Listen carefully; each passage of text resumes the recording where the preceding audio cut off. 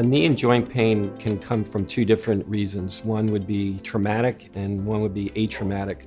So somebody can be playing sports, playing football or basketball, and they land the wrong way and they hear a pop, and that can injure one of their ligaments in their knee.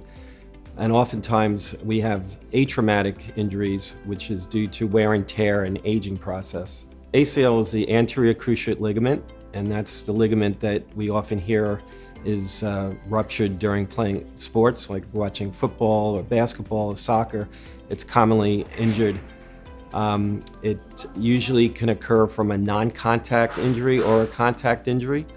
And basically it happens when you plant your foot and rotate. The patient would often hear a pop and then get some swelling. And then after that, they feel that their knee is unstable and it feels like it's slipping out of the joint. So ACL injuries generally need to be repaired surgically. If you're a very sedentary person that doesn't do a lot of activities, you can live without an ACL.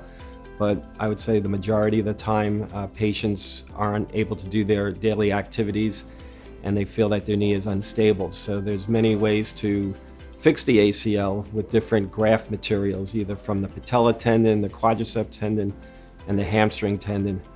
It's generally an outpatient surgery. They go home the same day, and the recovery is around 6 months.